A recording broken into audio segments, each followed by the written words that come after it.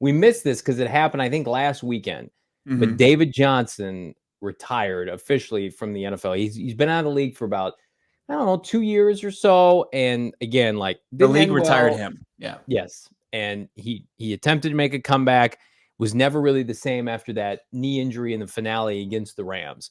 But man, oh man, like peak David Johnson in Arizona was the best it got for an Arizona Cardinal running back. Like his 2-year stretch of 2015, 2016 seasons I have not been matched. I don't know if they'll ever be matched, especially from a touchdown volume standpoint, Bo. Yeah.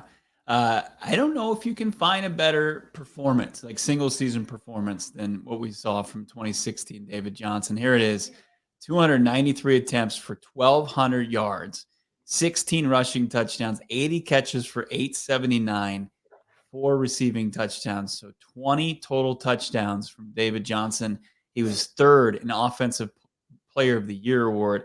I think only Aaron Rodgers was ahead of him, and maybe Matt Ryan might have been ahead of him in the Offensive Player of the Year award.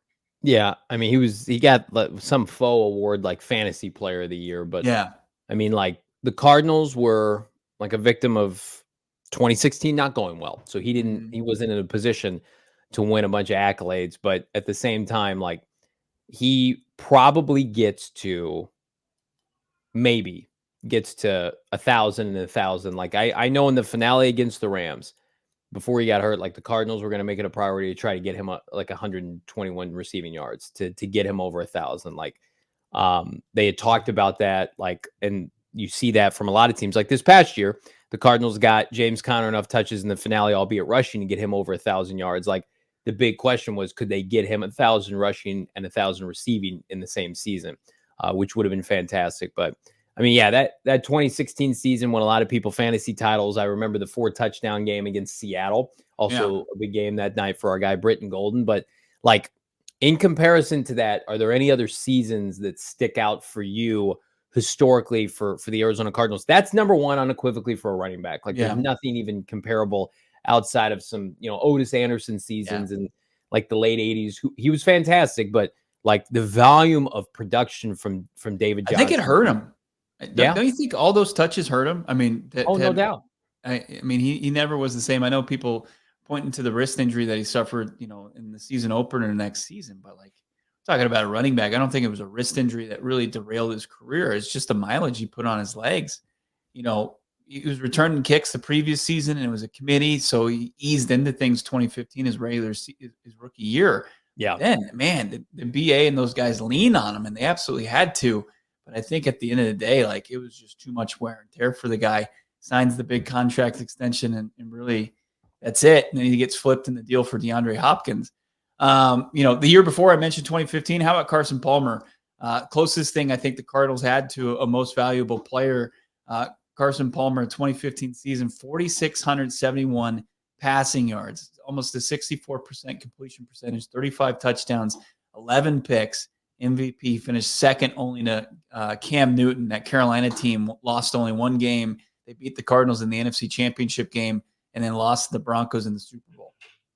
To me, this is the MVP season for the Cardinals. That wasn't, and it was Cam Newton who took it. They were the number one seed that year. The number that stands out to me is the 11 picks. Like Carson, just 2 years before, had thrown 20 plus interceptions under Bruce Arians, and then this is also coming off a torn ACL, as you mentioned. So it just unbelievable. C-Palm, the deep ball. We talk about John Brown, of course, Michael Floyd, Larry Fitzgerald. Like I think Kyler Murray has a chance to exceed this one day. I think there's people that are skeptical. I think this is very much in Kyler's wheelhouse. It's there to be had, right? And those were only 16 game seasons, but I mean the Cardinals He averaged 290 plus yards passing in a game each game. Like there was 16 games, as you mentioned. They were passing 291. It was insane. And then like the only other quarterback, I mean, Kurt Warner had some great season, but then you look at the total touchdowns. Kyler Murray did have a season where he actually clipped 35 touchdowns that Palmer had. He had 36 here in 2020. Yeah. And at Kyler's season, because not only did he have 26 passing touchdowns, he had 11 rushing touchdowns. Kyler Murray did. That completion percentage in Cliff's offense, a lot of balls behind the line of scrimmage, but 67.2%, 26. And then, like you said, with Palmer only 11 picks. Kyler only threw 12 picks and those 819 rushing yards, Johnny. And I like this little addition here from Damon Dog. Look at that game-winning drive at the bottom there. He had 4 game-winning Are those drives. good? That's pretty damn good in a season that he almost hit 4,000 yards passing, 3971. Well, and he missed time. He missed the finale, right? And he was banged up at the end of the year. And so, yeah, the rushing TDs, I don't know if we'll ever see 11 from Kyler again. I think it was up to him. He would rather have 11 more passing touchdowns, but the efficiency was insane. Kyler was on pace, by the way, to break all this in 2021 before he went down late in, I think, October, November, and he missed time.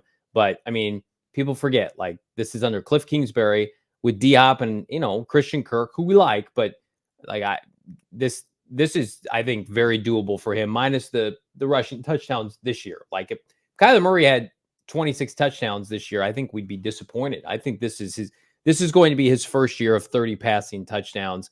And somebody that knows a lot about receiving touchdowns, Mr. Larry Fitzgerald. What was Fitz's best year? Coincidentally, or not so much, it was 2008, the Super Bowl season, and the postseason included. Larry Fitzgerald was on a different level just 4 years after the Arizona Cardinals drafted him. How about these numbers right here? 126 receptions back when nobody caught 100 balls, 19 touchdowns, including the postseason, 1,977 yards, including the postseason, almost 16 yards per clip. And then, of course, an all-pro season. The greatest postseason in the history of any receiver that I don't know if it'll ever be broken.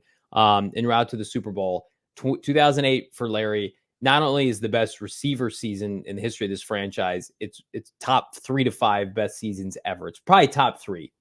Yeah, it was. He had 1,400 yards that season and 12 touchdowns, and then you add the 7 postseason touchdowns on their way to the Super Bowl, including at the time the go-ahead score against Pittsburgh before allegedly Santonio Holmes toe tapped to regain the lead. But Larry Fitzgerald here, like people will point to David Boston having over close to 1,600 yards. That's the franchise record for receiving yards in a season. But this is the GOAT season here for a Cardinals receiver. But like what's crazy is his regular season stats. I mentioned Jamar Chase's rookie years eclipsed the best year Larry Fitz has ever happened in his rookie year, which is insane. These postseason stats are unreal to look at. When I was putting this graphic together, like I was just like checking on the stats to make sure I got them all correct on like Football Reference. And I was like, oh, this is even close to Larry's stats. And then I looked at the postseason stats and I was like, good Lord, he had like 500 yards and 7 touchdowns in just the postseason alone. Like the guy was just such an unreal playoff performer in particular. It wasn't like dink and dunk. He was just making huge play after huge play that postseason, that playoffs. It's one of the best runs you'll ever see. Not to be ignored, one of the most slept on seasons because it came in just a horrific nightmare of a campaign. Or I don't want to say that. It was a year after that, but it's still in a losing season effort. 2019 Chandler Jones on a Cardinal defense that was 28th in total defense. Not 20th, 28th in total defense. Chandler Jones, rounding out our list, 19 sacks for a defense under Vance Joseph that was horrifically bad.